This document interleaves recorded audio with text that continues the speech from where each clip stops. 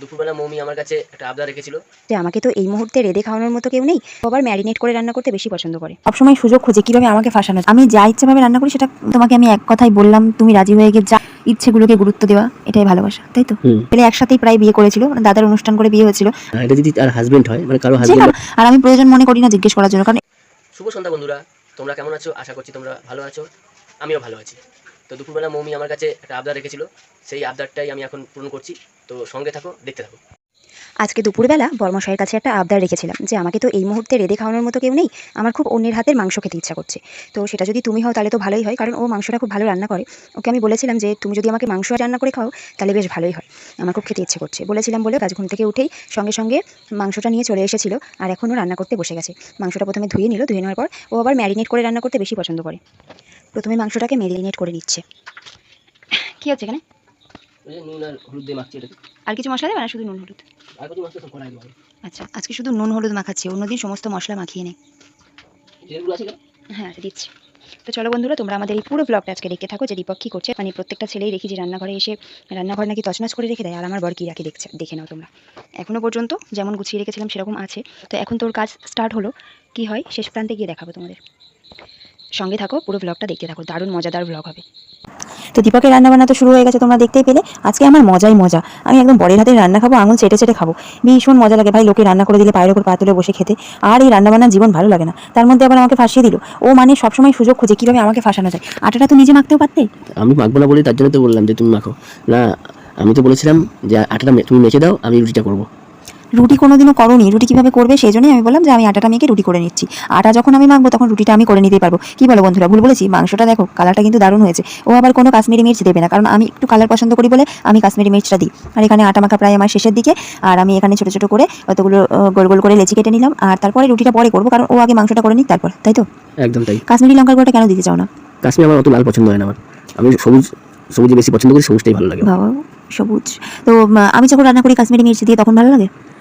তখন তুমি তোমার মতন রান্না করো, তুমি যেমন খুশি করতে পারো, অসুবিধা নেই। কিন্তু তুমি যা রান্না করো আমার খেতে ভালো লাগে, ভালোই লাগে খাওয়া। আচ্ছা, মানে আমি যা ইচ্ছাভাবে রান্না করি সেটা অসুবিধা নেই, আমার খেতে ভালো লাগে। ভালো লাগে। কিন্তু ও নিজে কাশ্মীরি মির্চ দিয়ে রান্না করতে চায় না। আগে যতবার রান্না করেছে দেখি টমেটো দিতে বলে, কিন্তু কাশ্মীরি মির্চ দিতে না করে।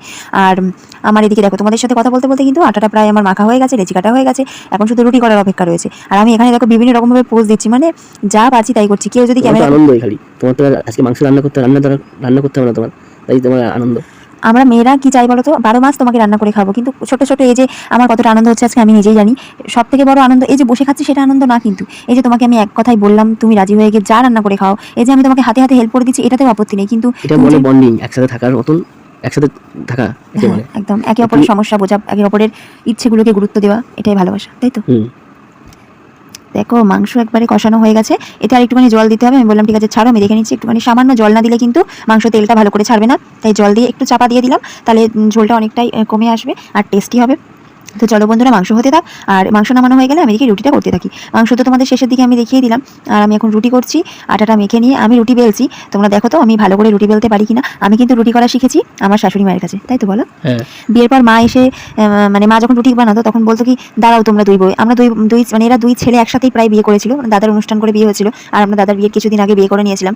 তো সেই জন্য বিয়ের গল্প একটা অন্য ব্লগে তোমাদের সাথে শেয়ার করবো। তোমরা যেহেতু এখন আমাদের পরিবারের সদস্যের মতো হয়ে গেছো, তাই তোমাদের সাথে সবটাই এখন শেয়ার করা যাবে, তাই তো? একদম তাই। এদিকে দেখো মৌমি রুটি বেলছে, আর কিছু রুটি সেকবে কিছুক্ষণ পর, আমি এদিকে ক্যামেরাটা করছিলাম।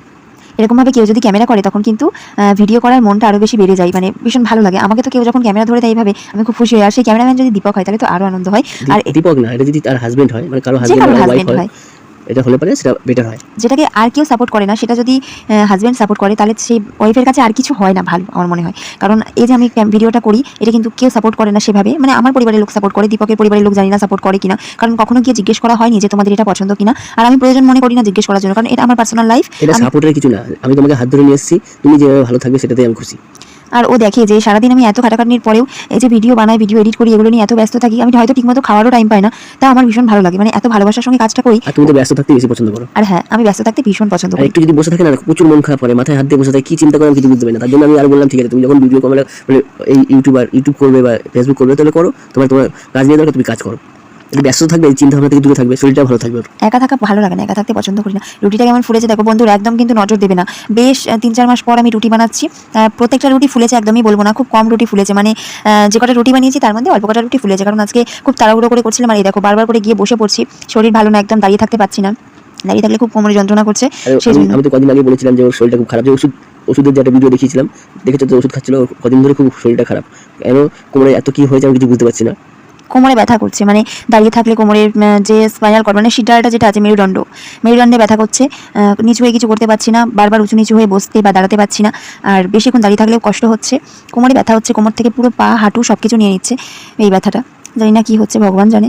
আর ডাক্তারে যে ওষুধ দিয়েছে সেই ওষুধটা খাচ্ছি, খেয়ে একটু ভালো আছে এই 2 দিন, তাও খুব কষ্ট হচ্ছে। আমি একদমই হাঁটাচলা করছি না সেভাবে, কারণ এই যে সাংঘাতিক যন্ত্রণা হচ্ছে না, থাকা যাচ্ছে না এত যন্ত্রণাতে। ওই যে বড় বড় ওষুধগুলো খাচ্ছে, ওগুলো হলো ক্যালসিয়ামের ওষুধ, ওগুলো খেতেই ওর অসুবিধা হচ্ছে খেতে। ওই ওষুধগুলো এক একটা 32 টাকা পিস নিয়েছে, তাই তো? 32 টাকা পিস। ওষুধগুলো এক একটা 32 টাকা পিস নিয়েছে।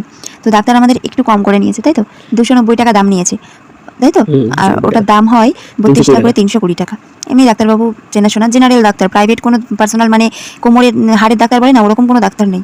মানে ইনি জেনারেল ডাক্তার, সব কিছুই দেখে, ভালো খুব কাজ হয় ওনার ওষুধপত্রে আমাদের। আর এত বছর ডাক্তারি করতে করতে ওনার সাংঘাতিক মানে নলেজ হয়ে গেছে, তাই না? দেখুন আমি যেহেতু রান্না করেছি তাই আমি সবকিছু পয়সা করে দেবো।